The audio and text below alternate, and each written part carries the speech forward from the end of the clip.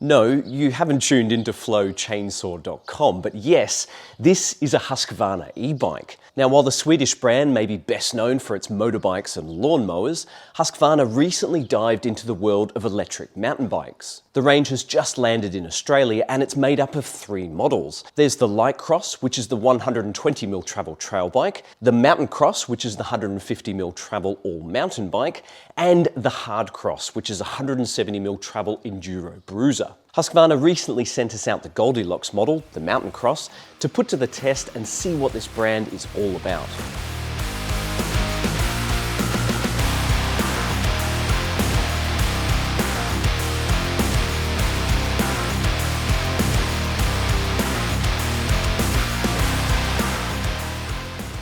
Designed for all-round riding, the Husqvarna Mountain Cross features a mullet setup and 150mm of travel front and rear.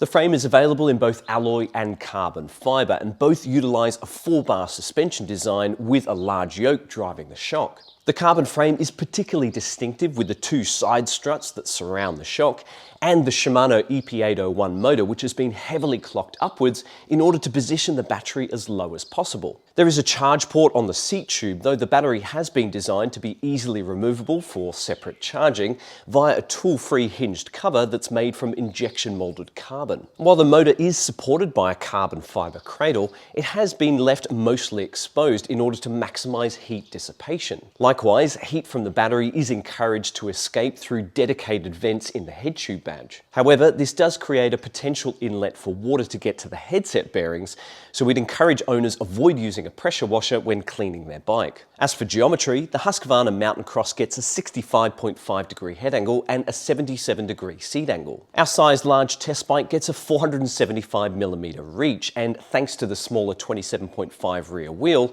the rear centre length is relatively short at 445mm. One thing to note is that seat tube lengths are on the longer side, and seat post insertion is somewhat limited due to the frame design and motor position. As a result, our test bike comes with a 150mm dropper post, which is shorter than what we'd like to see on a contemporary e-mountain bike. Now, there are 3 models in the Husqvarna Mountain Cross lineup for 2024, and prices are going to kick off at around $8,000 for the MC3. Our test bike is the top of the range model. This is the Husqvarna Mountain Cross MC6, and the current retail price on this is $12,500 Australian dollars. It comes with Fox factory series suspension with a 36 fork and a Flodex shock. We've got a SRAM EXO drivetrain, Magura MT5 brakes, Newman alloy wheels and Schwalbe Nobby-Nick tyres. Confirmed weight for our Husqvarna Mountain Cross MC6 test bike is 23.52 kilos, and as usual, that's without pedals and with the tyres set up tubeless. Out on the trail, we found the Mountain Cross to be a great all-rounder, with the smooth suspension impressing us with its sensitivity and predictable feel. While plenty active, it still provides useful support, which prevents the back end from feeling too doughy,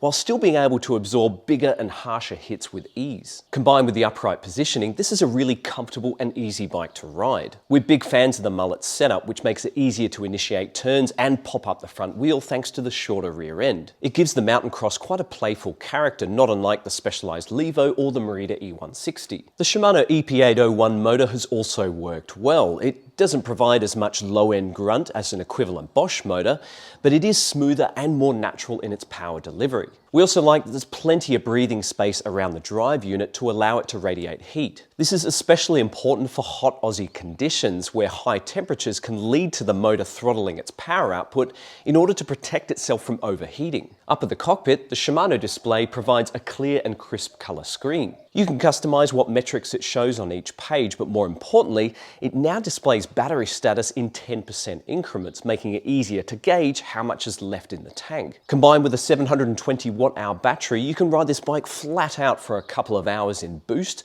or you can take it on a 4 to 5 hour epic by making use of the eco and trail modes. Now, we did find that when pushing the Mountain Cross on steeper and rougher descents, the front end was a little twitchier than we'd like. The steep head angle is partly to blame here, and given how quickly you can build momentum on this 24 kilo e-bike, we reckon it could easily be a degree slacker in order to improve its descending stability. It is worth pointing out that the frame is rated for use with up to 160mm travel fork, and if this were our bike, we'd be fitting a 160mm air shaft into the Fox 36 to provide a bit more cushioning up front, while also slackening out the head angle by around half a degree. The skinny Schwalbe tyres also contribute to the front end twitchiness. They're fine for the most part on hard-packed trails, but in loose conditions, when they let go, they really let go. We reckon the Mountain Cross deserves more grip and stability, so if this were our bike, we'd be fitting Schwalbe Magic Mary tyres with super gravity casings and a nice soft rubber compound. Having said all of that, if more suspension and burlier tyres sounds appealing to you,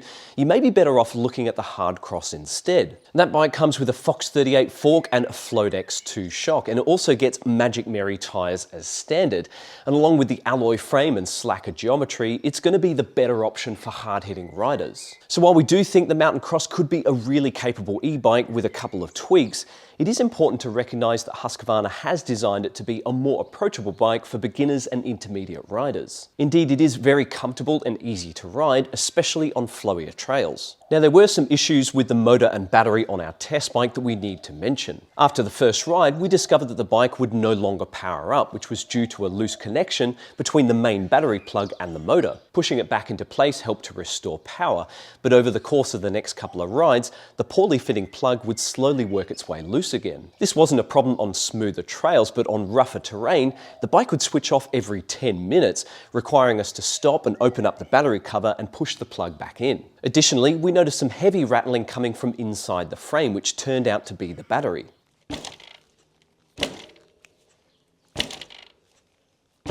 You could also feel the battery thumping against the down tube on heavy compressions. In speaking with Husqvarna, these problems have been identified, and thankfully there are solutions in place. To address the loss of power, there's a new rubber wedge which is designed to lock the plug in place when the battery cover is tightened down. We're told that this part will be sent to Husqvarna dealers to install on the MC6 and the MC5 as well as the LC5. That being the case, customers shouldn't experience the same problem that we did. As for the battery rattle, we've been told that not every bike will experience this issue. For the ones that do, Husqvarna recommends removing the rubber sleeves from either end of the battery and adding a strip of soft Velcro to sit underneath them. This helps to create a tighter fit between the rubber sleeves and the inside of the down tube to prevent the rattle from occurring. Now, we don't think that's something you should have to do with a $12,000 bike, but at least the solution is relatively simple. Now, aside from the short dropper post and the light duty tyres, we've got no other complaints from the components on the Mountain Cross MC6. And considering the full carbon frame and factory series suspension, it does offer quite an appealing spec for the money. SRAM's EXO derailleur and one-click shifter work well, though we did manage to break a chain while powering through a poorly timed shift. On the note of value for money, if you're not bothered by the Kashima suspension,